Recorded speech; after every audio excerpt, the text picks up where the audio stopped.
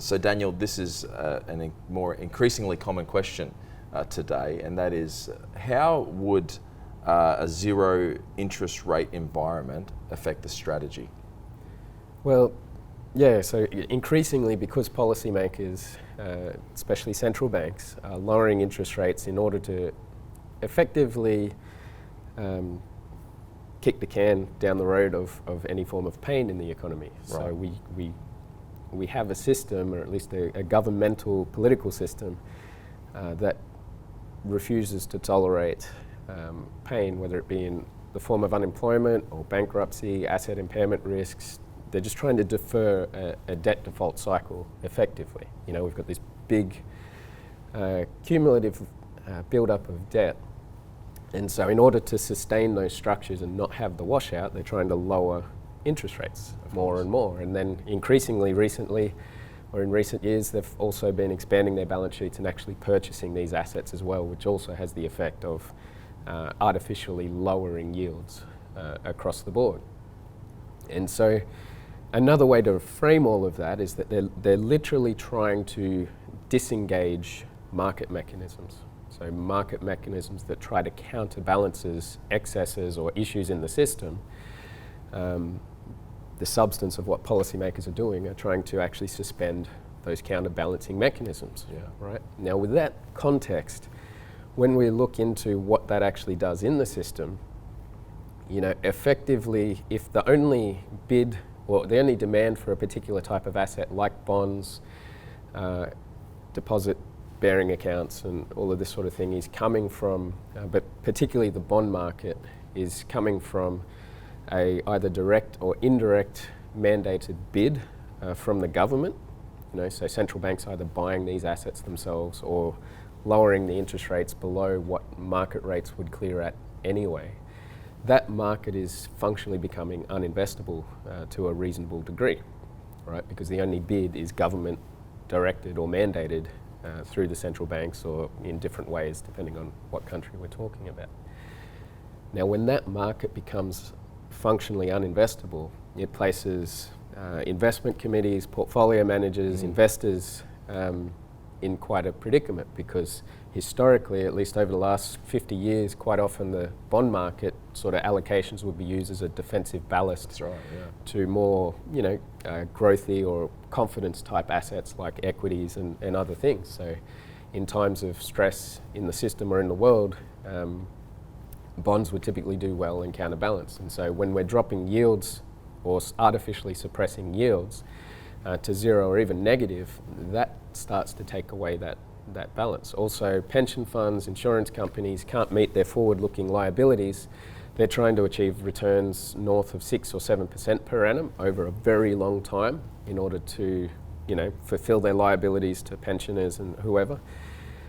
But if in theory, risk-free sovereign bond on a 30-year basis even is yielding less than 2%, or a 10-year bond yielding less than 1% and approaching zero, they have no risk-free option to be able to achieve that return hurdle over 10 years if they just purchased a government bond. You know, and so that forces them out the risk curve. There's all sorts of issues.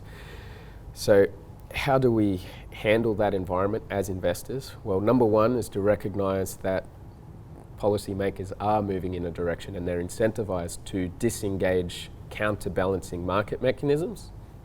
That means liquidity and the movement of capital starts to become king. So when we use the term liquidity, that's effectively like money and the movement of money in and out and towards different asset classes and markets. And it's an environment that is a little bit more disengaged from fundamentals. Yeah. Right. So a lot of the paradigms we're used to using to understand the world, especially as investors, are becoming more and more disengaged, almost by definition. So we need to follow the money more, watch the positioning, understand beneath the surface the market structure, or what is happening underneath the surface of price in terms of the flows affecting any given market.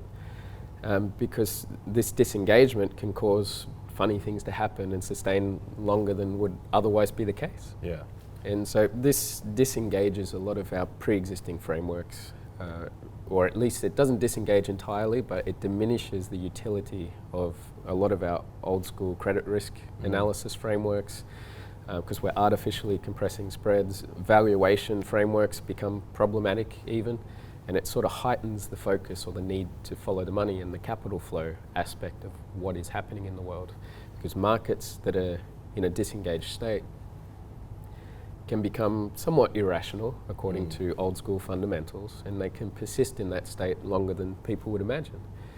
Now, when you drop the yield of something to zero, so the yield on equities, if multiples are bid up, or if bond markets all of a sudden are zero yielding instruments, or even a negative yield, what is that like? What is that comparable to? Well, that's comparable to a commodity, right? A commodity has a zero or even a negative yield because of insurance and storage costs and all of this sort of thing. All of the return is embedded in the price fluctuation. There's no yield or even a negative yield. All of a sudden, bonds become commodity-like, Right. because they have zero yields or even a negative yield. And all the return, if there is any in a bond, has to do with the price fluctuation. And same with a lot of equities to some degree. If multiples and valuations are bid up such that yields become so compressed, then equities become commodity-like too.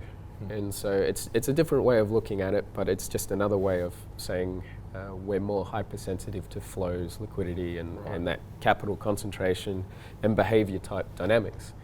So we need to start looking at bond markets, equity markets, all of these different things as if they were commodities, or using that flow-based behavioral currency type paradigm to looking at them. So when we step back and go, how do we manage it, particularly our portfolios within that environment? Well, obviously we've developed a lot of tools to be able to measure and map the behavior of capital into and out of different markets, to trace where it is, critical mass conditions if it's about to turn. Basically a lot of practical, objective, data-driven tools to be able to see beneath the surface that movement of money and the behavior of people and capital. And so we can apply those frameworks to individual stocks, to commodities, currencies, bonds, equities, and so at least we're not flying completely blind.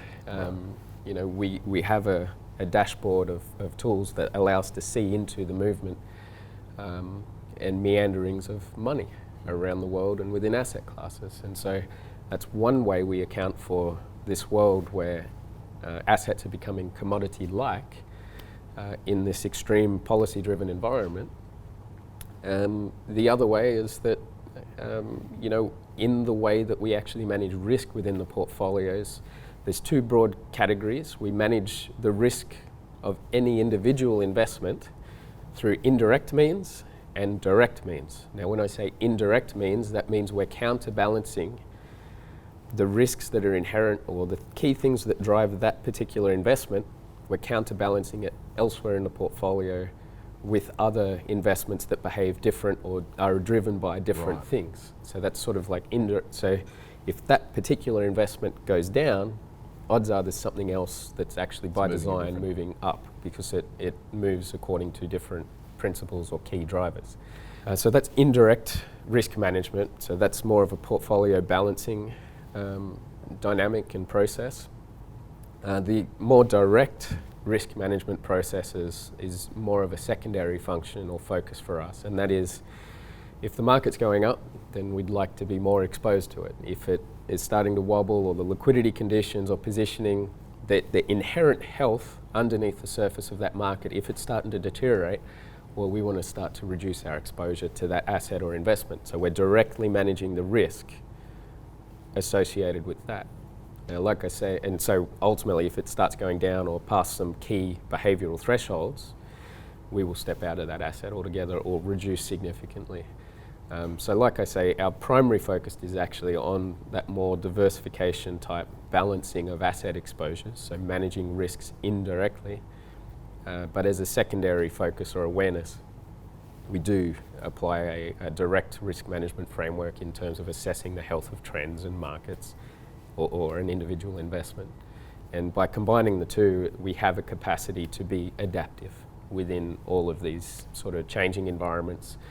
And we're not totally dependent on one rearview mirror focused understanding or paradigm of the world, whether it be valuation or old school fundamental understandings that were inherently dependent upon market mechanisms actually working to counterbalance different excesses and dynamics in the world. So with policymakers suspending or impeding market mechanisms and the counterbalancing effects, a lot of our peers and colleagues are going to have a troubled time. It's going to be hard enough for us, and we've been preparing for this environment for more than a decade in developing these tools and strategies.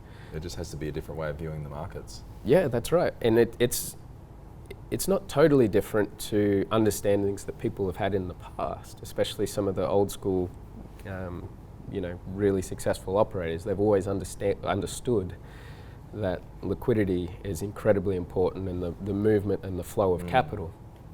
It's just, it's not really been well measured or mapped. It's actually harder to measure and map than people realize. I've spent the better part of more than 15 years learning how to measure and map the movement of money and positioning the behavior of capital so we can see it and the different participant groups that comprise that. Yeah, so it's going to be fun for us. It's going to be very problematic for a lot of other people, but having a focus not just on the fundamentals that establish a context that are being impeded by policy, but having a very keen focus as well, a complementary, coherent focus with the fundamentals of capital flows and the behavior of money. So follow the money, understand where the money's at, identify extremes or critical mass conditions, and that gives us a bit of an ability to better navigate and adapt within an environment where everything becomes commodity-like in a zero interest rate or even a negative interest rate world. That's great. Yeah.